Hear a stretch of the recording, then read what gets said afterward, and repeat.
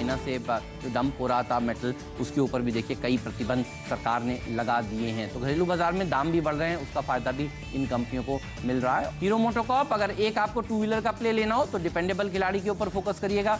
ये वो स्टॉक है, ये आपके कोर पोर्टफोलियो वाला शेयर भी है, इस पर भी नजर होनी चाहिए।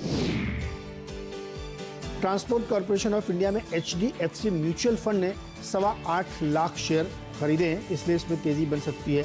इंडियन टेरेन में फंड रेजिंग की तैयारी है और इनकी बोर्ड बैठक के बाद तो इसमें एक पॉजिटिव सेंटीमेंट देखने को मिलेगा। ट्रांसपोर्ट कॉर्पोरेशन ऑफ इंडिया पर 8.5% ऊपर, नवभारत वेंचर्स 8%, पटेल इंटीग्रेटेड 5% और तानला 5% ऊपर, वेदांता 2.5% ऊपर और JSPL ने अच्छा प्रदर्शन दिखाया, निचले स्तर से घुमा ये शेयर। हीरो मोटोकॉर्प में करीब 1.25% की तेजी देखने को मिली आज के समय।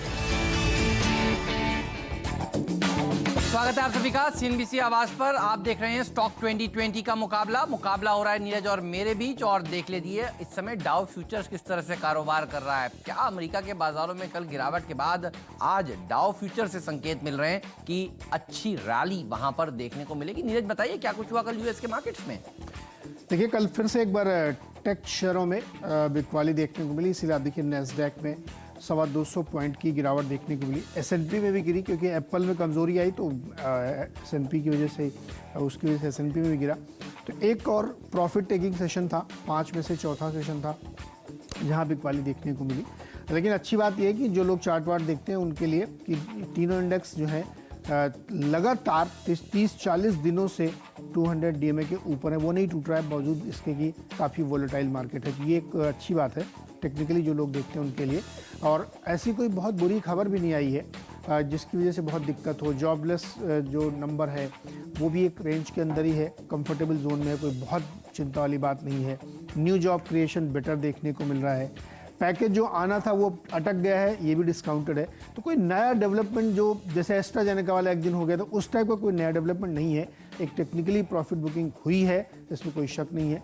तो उसके लिहाज से अगर आप देखेंगे तो भारतीय बाजारों में उठापटक हो सकती है, लेकिन डाउ जोन्स ये इंडिकेट कर रहा है कि तेज़ी का सेशन आज वहाँ पे हो सकता है। तो मुझे लगता है कि उसी हिसाब से ट्रेड करना चाहिए, कोई वैसी बुरी खबर नहीं है यहाँ पे। बिल्कुल। तो 9/11 के जो अटैक हुआ था, देखिए आज ही के दिन हुआ था और उसके बाद जनरली इस दिन अमेरिका के बाजार तो बढ़ते हैं, ये देखा गया है कई बार। तो देखिए फिर नज़र होगी अमेरिका के बाजारों के फ्यूचर्स पर, ध्यान रखिएगा। तो डाउ फ्यूचर्स इस समय संकेत दे रहा है कि करीब 150 पॉइंट ऊपर वो कारोबार कर रहे हैं, इसलिए बल्लेबाजी करने का ही मूड है।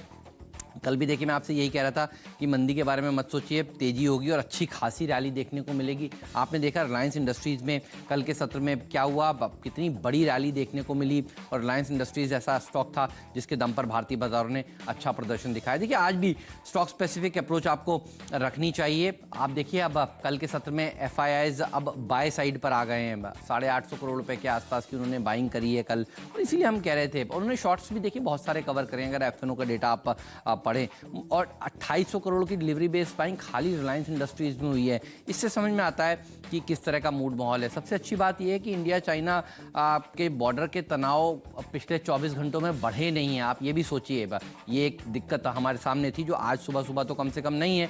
और 5 पॉइंट का एक एजेंडा भी सामने रखा है। ये दोनों ही जब नेता लोग मॉस्को में मिले हैं तो देखिए वहाँ से आज कोई ख़राब खबर नहीं है और बात हो रही है कि इस टेंशन को किस तरह से डी एस्केलेट किया जाए। और सबसे बड़ी बात ये कि जो बैंकों के सामने दिक्कतें खड़ी थी सुप्रीम कोर्ट वाली, वो कम से कम अब अगली सीरीज में पहुंच गई और सरकार ने एक पैनल बना दिया है और वो पैनल से कहा गया है कि आप अपनी रिपोर्ट अगले हफ्ते सौंपे। तो अभी अगले हफ्ते देखेंगे वो रिपोर्ट में क्या निकल कर आता है, फिर वो रिपोर्ट कोर्ट में पेश की जाएगी सरकार द्वारा। तो देखिए ये सारे मामले जो थे, जो टेंशन पैदा कर रहे थे, जो हमारे यहाँ अनिश्चितता पैदा कर रहे थे, ये अब हमारे पीछे हैं और हमारी नज़र होनी चाहिए डाउ के फ्यूचर्स पर।